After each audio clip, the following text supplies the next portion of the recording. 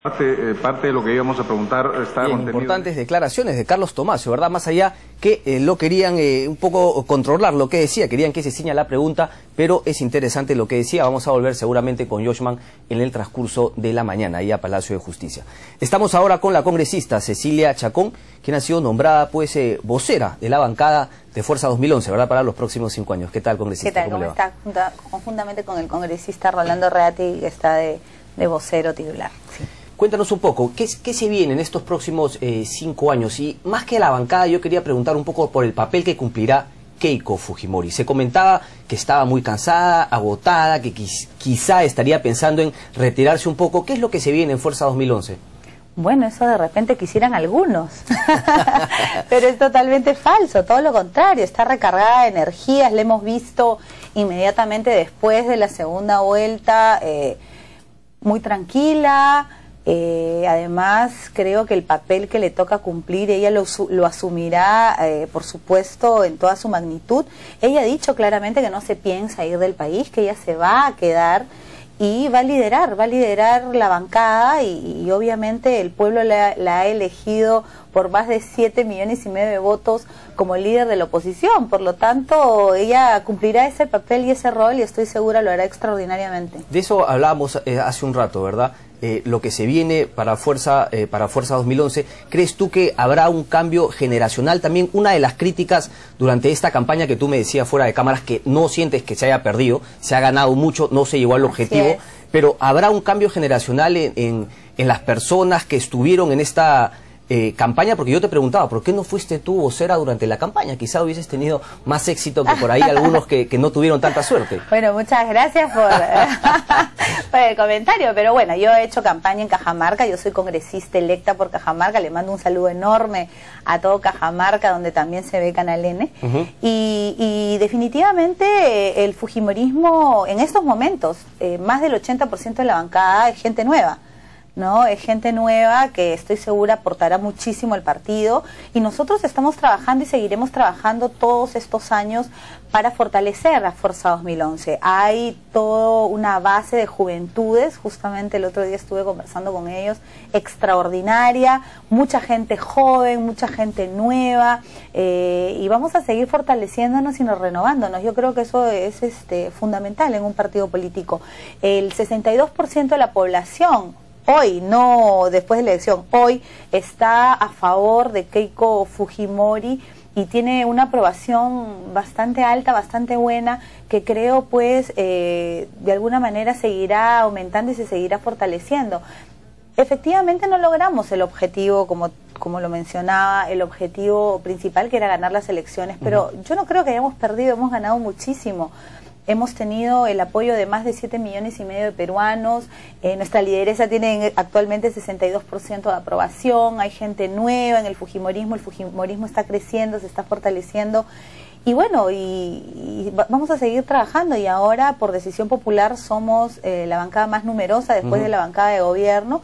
Y haremos una oposición responsable donde apoyaremos todo lo que tengamos que apoyar en beneficio del país, pero por supuesto estaremos vigilantes sobre todo del modelo económico y de que se cumpla pues las reglas de juego de la democracia. Ahora, me imagino ustedes son conscientes que una de las razones por las cuales no llegaron al objetivo fue el antifujimorismo. Más allá de de simpatías por el candidato Ollanta, algo que pesó mucho fue el antifujimorismo. ¿Cómo lidiar con eso de cara al 2016, a las siguientes campañas? ¿Cómo sacudirse un poco de los pasivos que arrastra el fujimorismo? Y creo yo que Alberto Fujimori es clave en este tema del antifujimorismo. ¿Cómo lidiar con eso? Bueno, primero que nada tenemos que reconocer que durante el gobierno del presidente Fujimori se hicieron muchas cosas exitosas, creo que nadie lo niega, ni siquiera los antifujimoristas pueden negar o mezquinar éxitos y logros tan importantes para el país justamente como las bases para el crecimiento económico, la lucha contra el terrorismo y demás. Son otras épocas ahora, estamos ante un fujimorismo renovado, si se quiere decir, donde nuestra lideresa, que es Keiko Fujimori, es definitivamente una persona joven, una persona que está demostrando la gran capacidad que tiene. Creo que hizo un extraordinario trabajo durante la campaña y lo seguirá haciendo todos estos años. Pero me dices renovado ahora que ya pasaron esta segunda vuelta o digamos también, durante la campaña también. Que tenían a Rafael Rey, que tenían a Jaime Yoshiyama, gente que está que se le vincula al gobierno de Alberto Fujimori, que como tú dices, hizo cosas buenas, pero también muchas cosas malas que han sido las que han saltado al aire durante esta campaña.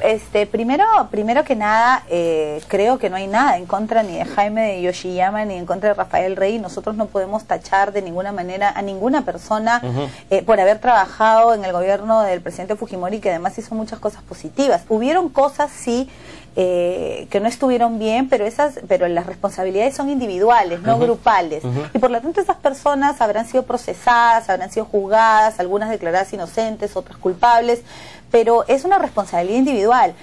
Jaime Yoshiyama, reconocido técnico por muchísimos, que hizo un extraordinario trabajo cuando fue ministro del gobierno de Fujimori, entonces tampoco se puede tachar a nadie por eso. No lo tachamos, pero tú lo volverías a poner en el equipo de... Cuando hablamos de renovación, no estamos diciendo de que si es que por ahí, o sea, entonces a mí también yo ya no podría ser porque soy ahora. No, al contrario, es sumar. Es sumar esfuerzos, es sumar compromisos, es sumar mirando hacia adelante para un mejor desarrollo del país, que es lo que todos queremos. Tal cual. El indulto a Alberto Fujimori es un tema, quizá ustedes temen que pueda ser utilizado políticamente durante... de manos del próximo gobierno para negociar un poco las condiciones carcelarias. ¿Cómo es un poco la situación con Alberto Fujimori? ¿Ustedes qué van a plantear desde la bancada en el Congreso? Bueno, el tema del presidente Fujimori está en manos del INPE, del Ministerio de Justicia, el habeas corpus del Tribunal Constitucional, y nosotros somos muy respetuosos de los poderes del Estado y la división de poderes. Por lo tanto, el Congreso no va a actuar en función del presidente Fujimori o no. Nosotros seremos una oposición responsable de convicción, por convicción, no porque tengamos absolutamente ningún tipo de interés de negociar absolutamente nada con el presidente Fujimori. En el tema del indulto, nosotros no lo hemos pedido. No hemos hablado de él, han sido primero miembros del partido aprista, del actual gobierno, y luego el presidente electo. El fujimorismo como tal no ha hablado sobre un tema de indulto, pero yo agradezco realmente a toda la gente que está preocupada por la salud del presidente Fujimori, que a todas luces, y porque se han visto en las imágenes, no porque nosotros lo decimos, y lo han dicho los médicos también que lo ven, que es bastante delicado. Él lamentablemente ha tenido una pérdida de peso muy grande en los últimos meses y tiene un cuadro, como bien han dicho los médicos, de alto riesgo. Por lo tanto, nosotros en este momento lo que más deseamos es que el presidente Fujimori pueda superar este terrible trance de salud. No sé si podríamos separar, digamos, Cecilia Chacón como fujimorista y como ciudadana peruana a secas. ¿Qué sería mejor para la institucionalidad del país? Un indulto, si es que se cumplen obviamente las condiciones legales, de parte del saliente presidente Alan García o del entrante presidente Ollanta-Humala. ¿Qué sería mejor para la institucionalidad? Porque podría levantar suspicacias, ¿verdad?, de uno o de otro lado. ¿Qué crees tú? Siempre van a haber suspicacias. Sí. Siempre las han habido cuando se trata del presidente Fujimori y el fujimorismo. Pero nosotros hemos demostrado con los hechos que efectivamente el fujimorismo... de lo que se preocupa es justamente del desarrollo del país. El trabajo que hemos realizado estos 5 años en el Congreso de la República, donde se especuló también mucho acerca de este tema, pero con nuestros actos y ante los hechos hemos demostrado que hemos realizado un trabajo ponderado, un trabajo para darle gobernabilidad a un Congreso donde no hay mayorías, y exactamente haremos en este momento sin necesidad de que el presidente Fujimori se convierta en un rehén político, ¿no? No permitiremos, obviamente, que se utilice el estado del presidente Fujimori para poder condicionar una u otra cosa. Eso definitivamente no lo aceptaremos. Lo acaba de mencionar usted, la gobernabilidad que ustedes han permitido en estos 5 años. ¿Ustedes sienten que han sido oposición durante estos 5 años? Sí, por supuesto. Nosotros hemos sido oposición, nos hemos opuesto a muchísimas normas y leyes del aprismo, presentado por el mismo Ejecutivo, presentado por congresistas apristas, así como hemos apoyado también muchas leyes presentadas por la gente de Gana Perú. Yo creo que la palabra oposición está mal utilizado, mal entendido en algunos sentidos. Porque no se trata de oponerme porque no gané y oponerme porque no me gustas. De lo que se trata es hacer un análisis técnico y crítico de todas las normas y de acuerdo a ellas puntualmente ver si son convenientes o no son convenientes para el país. Y nosotros apoyaremos aquellas normas que pensemos y creamos que son convenientes para el país y por supuesto nos opondremos a todas aquellas normas que no. Por eso digo que seremos muy cuidadosos y estaremos haciendo un seguimiento muy de cerca para todo lo que se refiera a el modelo económico, que es lo que ha permitido que el país siga creciendo, y obviamente también ante cualquier intento que pueda haber o cualquier norma que pueda haber que menoscabe la democracia. Tal cual.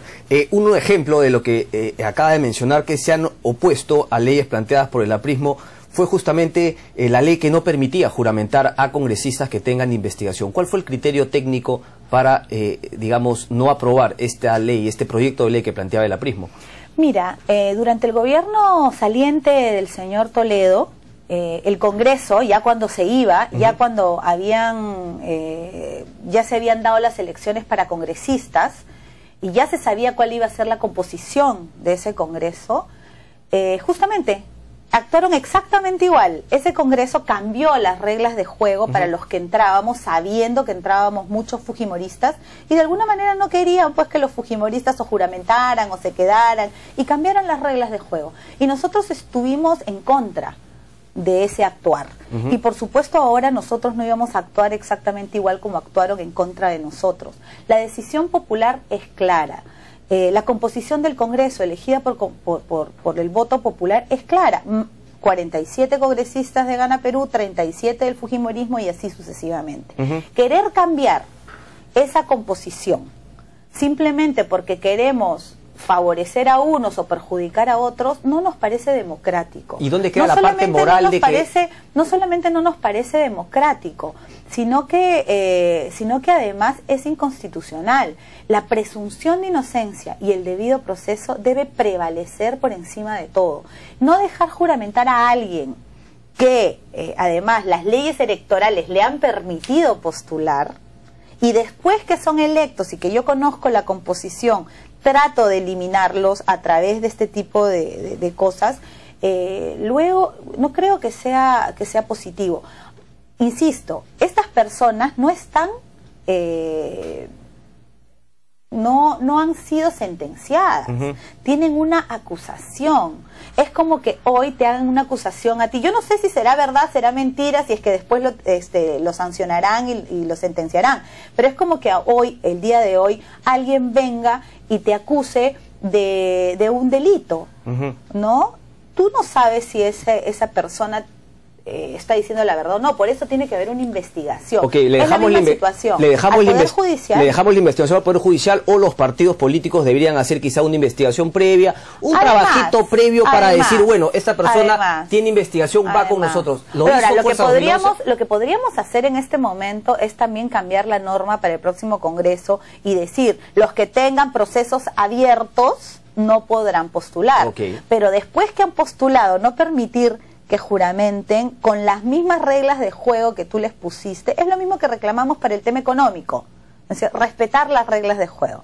Las puedes cambiar, pero lo que no puedes hacer es cambiarlas en el camino. Tal cual. ¿No? Y además casi con nombre propio. Y además casi con nombre propio. Entonces, obviamente, lo que nosotros no nos ha gustado para la persecución que hubo en contra de los fujimoristas y los casos que hubieron contra los fujimoristas, obviamente no vamos a permitir que se lo hagan a terceros, por más que no sean de nuestro partido. Creo que no sería lo adecuado. Usted es, bueno, no sé si aún, no sé cómo funciona el tema ahora que el Congreso ya está casi cerrado hasta la próxima legislatura, pero presidenta de la Comisión de Energía y Minas, ¿por qué no se aprobó finalmente la ley de la consulta previa, que es un tema tan importante? Vemos lo que ocurre en Puno. ¿Qué ha pasado ahí? ¿Es una falta de voluntad política? ¿Por qué? Es un tema que sí ha quedado como tema pendiente, que creo que debe ser un tema a tocar lo antes posible.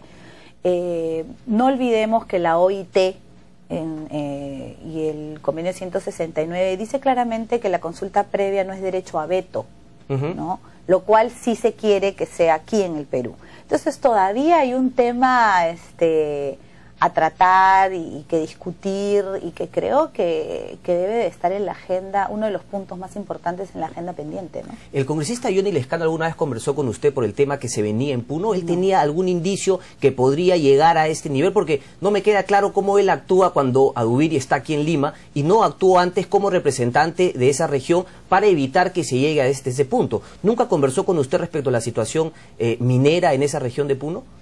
Bueno, en Puno hay mucha preocupación y siempre hemos hablado sobre el tema, no necesariamente con el congresista Lescano, pero en general se ha tocado mucho en la comisión el tema de Puno, pero por lo que es la minería ilegal, la minería informal. Y a mí me sorprende realmente que no sea contra ella que hay todo este tipo de manifestaciones que han contaminado el río Ramis y hace muchísimo daño realmente, no solo en Puno, sino en todas las regiones donde lamentablemente está creciendo cada vez más la minería ilegal, la minería informal.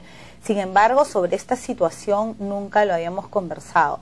Es por eso que justamente Keiko había propuesto en la campaña que se iban a hacer mesas de diálogo, pero no mesas de diálogo para solucionar el problema y para evitar que se desborde el problema, sino mesas de diálogo para evitar, ¿no?, que se inicie por ahí. Se inicien estos movimientos y evitar que llegaran a este punto. Yo creo que el tema de las mesas de diálogo, después que el problema ya empezó, es mucho más complicado. El diálogo debe ser constante, no solo cuando hay un problema, sino más bien antes, para que el Estado le informe a la población en qué consiste la concesión, cómo se va a llevar a cabo la concesión, cuáles van a ser los beneficios que van a tener si es que se llega a hacer una mina, cuáles son las preocupaciones de los pobladores por tal vez creen que se van a quedar sin agua o temas tal vez que creen que los van a contaminar, etcétera, etcétera. Entonces justamente para poder conversar sobre esos temas puntuales y llegar a conclusiones antes de, y no esperar pues que lamentablemente suceda. ¿Y se puede hacer todo eso aprobando el convenio 169? ¿Ustedes votarían, si es que mañana se votase, ustedes votarían a favor? Hay que analizar, y además que tú tampoco puedes legislar simplemente porque está ocurriendo un hecho concreto, no, y pero por esto lo viene tanto, antes de Puno, ¿verdad? Claro, insisto, ahí hay varias tendencias, ¿no? El convenio 169 de la OIT dice claramente que no hay derecho a veto. O sea, la consulta no significa que tú puedes vetar una actividad, porque no olvidemos que los recursos naturales son de todos los peruanos. Entonces tendríamos que preguntarle a todos los peruanos.